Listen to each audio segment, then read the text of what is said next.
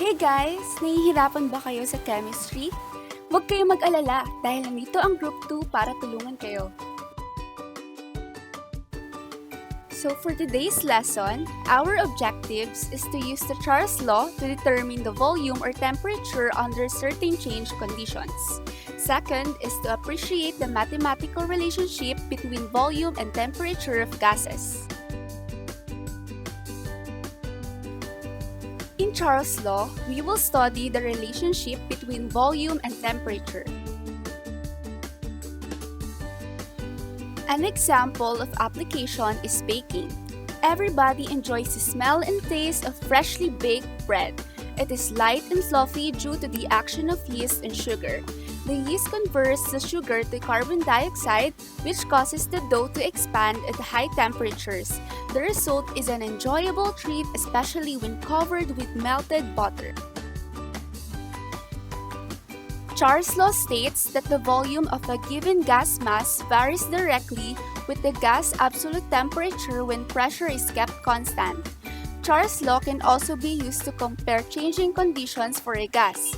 We use V sub 1 and T sub 1 to stand for a gas initial volume and temperature, while V sub 2 and T sub 2 stand for the final volume and temperature.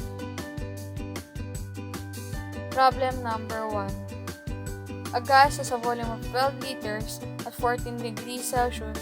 What temperature is required in order to cause the volume of the gas to increase to 21 liters? First, we need to list the givens. Volume 1 is equals to 12 liters, volume 2 is equals to 21 liters, and temperature 1 is equals to 14 liters. We need to convert the temperature to Kelvin.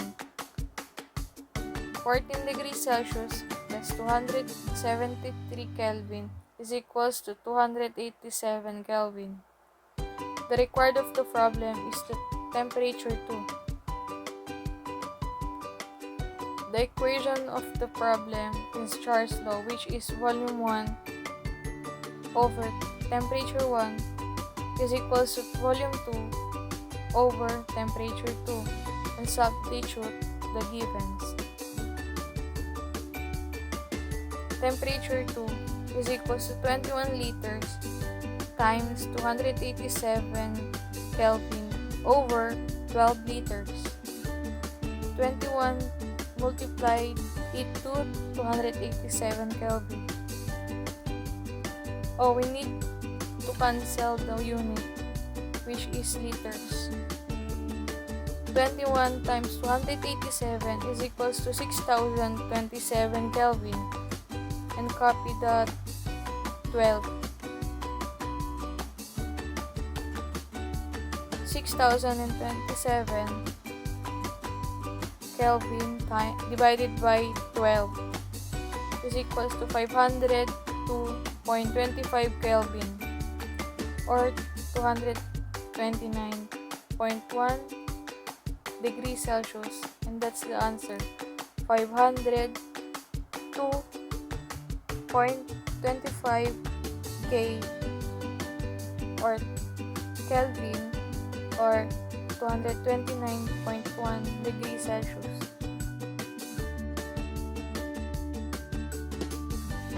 At 23, a gas has a capacity of 11 liters. What temperature must the gas reach in order for the volume to expand to 20 liters?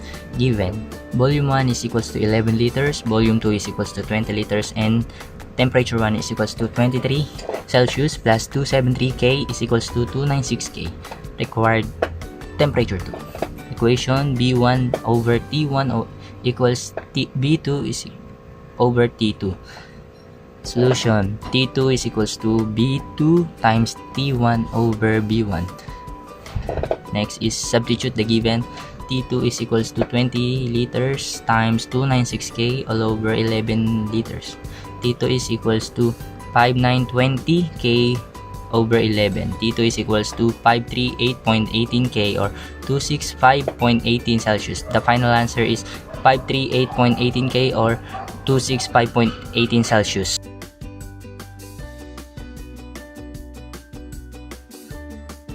A gas occupies 1 liter at standard temperature. what is the volume at 330 degrees Celsius? Given V sub 1 equals 1 liter, then T sub 1 equals 330 degrees Celsius plus 273 Kelvin equals 603 Kelvin, and T sub 2 equals 273 Kelvin. Required V sub 2 equals blank. Then equation V sub 1 over T sub 1 equals V sub 2 over T sub 2. Then we'll use cross multiplication. Then for our solution, V sub 2 equals V sub 2 multiplied by T sub 2 over T sub 1. Then V sub 2 equals 1 liter multiplied by 273 Kelvin over 603 Kelvin. Then we will cancel the Kelvin. Then as for our answer is 0.45 liters. We hope you learned something from us. Don't forget to like, share, and subscribe. See you in our next video. Bye!